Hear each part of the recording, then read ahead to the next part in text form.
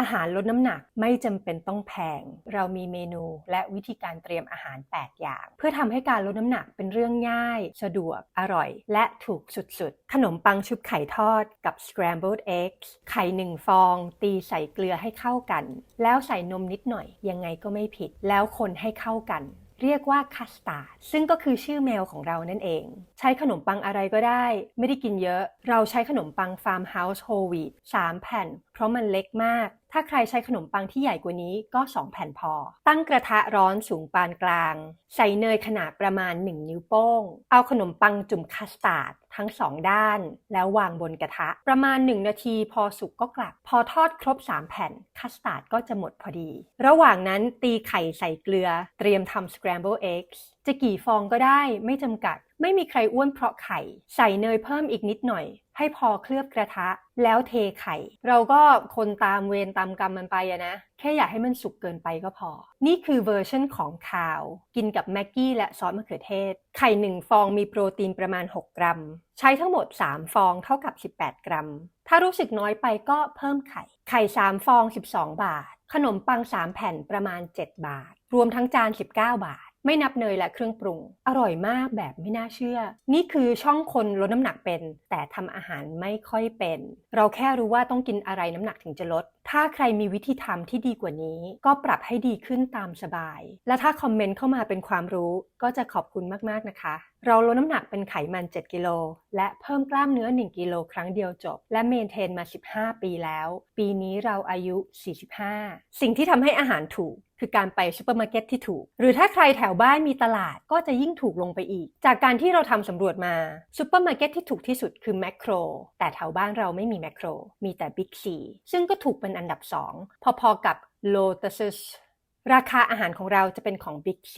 ขนมปังชุบไข่ทอดกับ Scrambled Eggs แบบของหวานทำคัสตาร์ดน้ำนมจุ่มเหมือนเดิมแต่คราวนี้เพิ่มผงซินนามอนด้วยถ้าไม่มีก็ไม่เป็นไรทอดขนมปัง3 แผ่นเหมือนเดิมทำ Scrambled Eggs เหมือนเดิมแต่คราวนี้เราใช้ไข่อีก3 ฟองโรยเกลือพริกไทยและใส่น้ำผึ้ง1 ช้อนชาเท่านั้นได้โปรตีนทั้งหมด24 กรัมรวมราคาทั้งจาน23 บาทอร่อยสุดๆแต่เฟิร์นเธอจะให้เรากินขนมปังชุบไข่ทอดเลยเหรอเราจะไม่อ้วนเหรอสิ่งที่ยากกับการลดน้ำหนักคือการอดกินสิ่งที่เราอยากกินถ้าเราสามารถได้กินสิ่งที่เราอยากกินแต่เป็นเวอร์ชันที่ถูกสัดส่วนคือมีโปรตีนพอ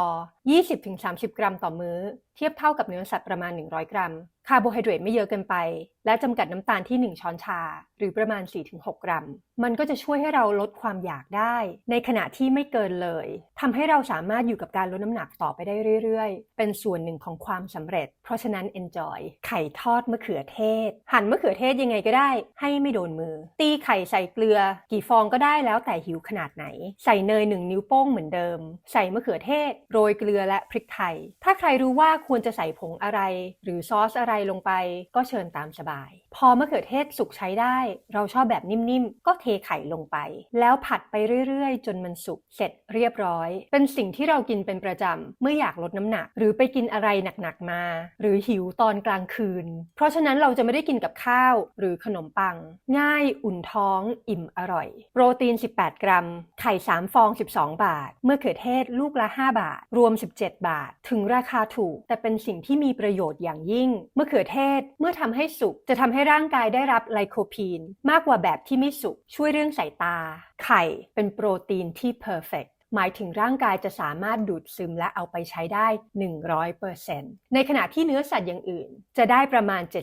75-85% เพราะไข่ถูกสร้างขึ้นมาให้กลายเป็นไก่ทั้งตัวในขณะที่ขาไก่หรือเนื้อวัวเนื้อหมูถูกสร้างขึ้นมาให้เป็นกล้ามเนื้อเพื่อให้สัตว์มันเดินได้เฉยๆเพราะฉะนั้นไข่จะมีวิตามินและเกลือแร่ที่จำเป็นกับชีวิตเช่นลูซีนโฟเลตโคลีนซึ่งหาไม่ค่อยได้จากโปรตีนอื่นๆทำให้ร่างกายสามารถซ่อมแซมกล้ามเนื้อสมองสายตาภูมิคุ้มกันฮอร์โมนได้ดีกว่าเนื้อสัตว์ทุกๆอย่างและไม่ได้ทำให้คอเลสเตอรอลสูงมากขึ้นแต่จะช่วยให้ตับผลิตคอเลสเตอรอลน้อยลงด้วยซ้ำไปเพราะฉะนั้นเราจะทำไข่ต้มเตรียมไว้เสมออันนี้คือไข่ต้ม6 นาทีครึ่ง ต้มเสร็จรีบเอาไปแช่น้ำเย็นมันจะแกะง่ายเวลาหิวเอะอะอะไรก็กินไข่ต้มหรือรีบกินอะไรไม่ทันก็เอาไข่ต้มติดตัวไปกินโปรตีนถึงเสมอเป็นหนึ่งในนิสัยที่ทำให้รักษารูปร่างได้ง่ายสะดวกและถูกสุดๆเราขอสร้างความชัดเจนเกี่ยวกับเนยและน้ำมันถ้าไฟอ่อนใช้เนย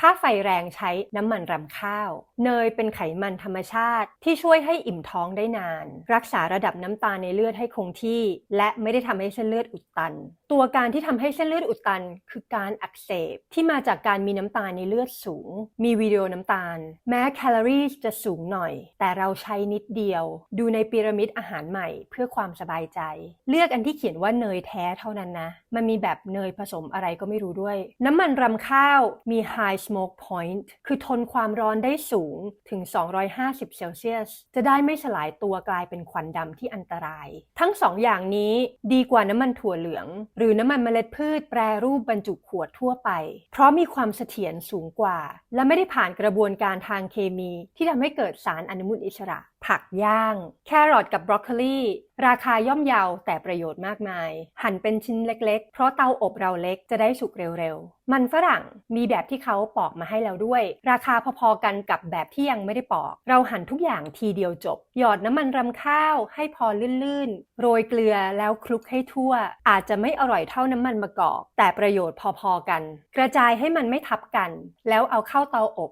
220องศามันฝรั่งใช้เวลาประมาณ35นาทีผักทุกอย่างเตรียมเหมือนกันคลุกกับน้ำมันและเกลือบรอกโคลีกับแครอทใช้เวลาประมาณ25นาทีผักย่างพวกเนี้ยมันเข้ากับอาหารแทบทุกอย่างเพิ่มเข้าไปเหมือนเป็น side dish เวลาคุมน้ำหนักสิ่งที่สำคัญนอกจากกินโปรตีนให้พอแล้วคือต้องได้รับแคลอรี่น้อยลงแต่ยังคงความอิ่มอยู่ผักพวกนี้แคลอรี่ต่ำมากกินได้ในปริมาณที่เยอะเต็มไปด้วยวิตามินและเกลือแร่ที่สำคัญและราคาถูกมากๆปกติเราจะเลือกผัก 2-3 อย่างย่างทีเดียวจบใส่กล่องเตรียมไว้เลยเก็บได้ในตู้เย็นถึง5วันมันฝรั่งอร่อยมากเลยนะคล้ายๆกับเฟรนช์ฟรายส์ความสำเร็จชอบการเตรียมตัวเราต้องลดอุปสรรคของการกินอาหารสุขภาพดีให้ง่ายสะดวกที่สุดเท่าที่เราจะทำได้เวลาเราสร้างนิสัยใหม่ที่เรายังไม่ชินมันจะง่ายขึ้นถ้าเราเอาไปผูกกับนิสัยเดิมที่เรามีอยู่แล้วเช่นหลังจากที่เราเอาเสื้อผ้าเข้าเครื่องซักเราจะย่างผักกับต้มไข่ถ้ามีนิสัยซักผ้าอยู่แล้วนะซึ่งเป็นสิ่งที่เราทำจริงๆสูตรคือหลังจากที่นิสัยที่มีอยู่แล้วเราจะทำนิสัยใหม่มันจะง่ายกว่าการพยายามที่จะมีวินัยหรือใช้ will power เพราะเราใช้แรงเหวี่ยงจากนิสัยเดิมที่มีอยู่แล้วทำให้ไม่ต้องมาเหนื่อยกับการตัดสินใจทำสิ่งใหม่ในทุกๆครั้งมีข้อแม้หนึ่งอย่างคือต้องเฉพาะเจาะจงนะไม่ใช่บอกว่าหลังจากที่เรามีเวลาเราจะเตรียมอาหารคือไม่รู้เหมือนกันว่าจะได้ทำอะไรเมื่อไหร่อันนี้เราเอามาจากหนังสือเล่มนี้ Atomic Habits ไก่ rotisserie ทั้งตัว119 บาท700 กรัมเป็นสิ่งที่สะดวกมากๆสำหรับคนที่ไม่ค่อยมีความสามารถในการทำอาหารก่อนใส่ตู้เย็นเอากระดูกออกก่อนให้เหลือแต่เนื้ออย่างเดียวนอกจากขาไก่และปีกตอนกินจะได้ไม่ขี้เกียจแกะลดอุปสรรคเก็บในตู้เย็นได้ถึง4วันถ้ารู้ตัวว่ากินไม่ทันก็แช่ช่องแข็งอยู่ได้เป็นเดือนชั่งเนื้อล้วนๆจะหนักประมาณ500 กรัมถ้ากินมื้อละ100 กรัมได้5มื้อตกมื้อละ24 บาทจะกินเปล่าๆเอาไปทำแซนด์วิชใส่ไก่เพิ่มในเมนูอะไรก็ได้ช่วยทำให้กินโปรตีนถึงไก่กับผักย่างชั่งเนื้อไก่ให้ได้เกิน100 กรัมแล้วแต่ความหิวพอชั่งบ่อยๆมันก็จะดูออกเองว่าอันเนี้ยเกิน100 กรัมเอาไปอุ่นในไมโครเวฟอุ่นผักในเตาอบประมาณ3 นาทีพอผักอุ่นเสร็จก็เทใส่ชามโรยเกลือพริกไทยตามสบายนี่คือสิ่งที่เรากินเป็นประจำง่ายสุดๆอิ่มสนิทและมีประโยชน์มากๆเนื้อไก่120 กรัมคิดเป็นประมาณ30 บาทผักย่างทั้งหมดรวมกัน57 บาทใช้ประมาณ1/4คิดเป็น15 บาทรวมชามนี้45 บาทเหมาะสำหรับทั้งคนที่อยากจะลดน้ำหนักลดเปอร์เซ็นต์ไขมันและคนที่อยากจะเพิ่มกล้ามเนื้อเวลากินอาหารสัดส่วนแบบนี้มันจะอิ่มแบบสงบคือจะไม่อยากกินอะไรจุกจิกแล้วเพราะฮอร์โมนอิ่มทำงานเต็มที่แซนด์วิชไก่ทำโยเกิร์ตฮอตซอสอเนกประสงค์โยเกิร์ต5 ช้อนชาพูนๆไม่ต้องเป๊ะซอสศรีราชา3 ช้อนชาถ้าใครมีวอร์เชอร์ Signature Sauce ก็ใส่1ช้อนชาไม่มีก็ไม่เป็นไรใส่เกลือพริกไทยคนให้เข้ากันชิมแล้วปรุงได้หั่นมะเขือเทศให้บางๆแตงกวาก็เช่นกันชั่งไก่ให้ได้อย่างน้อย100 กรัมใช้ซ่อมฉีกไก่ให้เป็นชิ้นเล็กๆทาโยเกิร์ตฮอตซอสบนขนมปังหนาๆทั่วๆวางไก่ลงไปใช้ซ่อมกดบี้มันลงไปยังไงก็ต้องกินไก่ให้หมดถ้าใครจะใส่ชีสก็ได้วางมะเขือเทศแตงกวา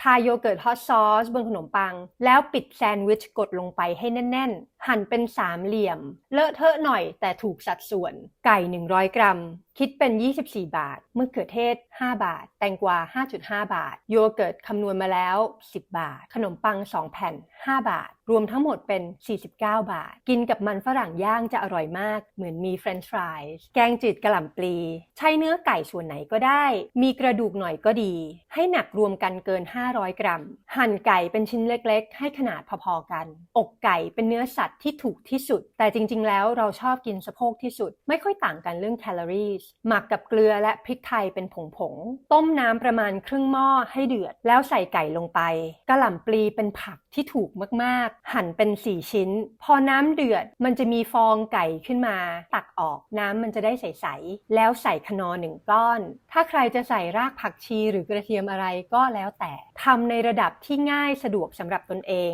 ลดอุปสรรคส่วนบุคคลแล้วใส่กะหล่ำปลีลงไป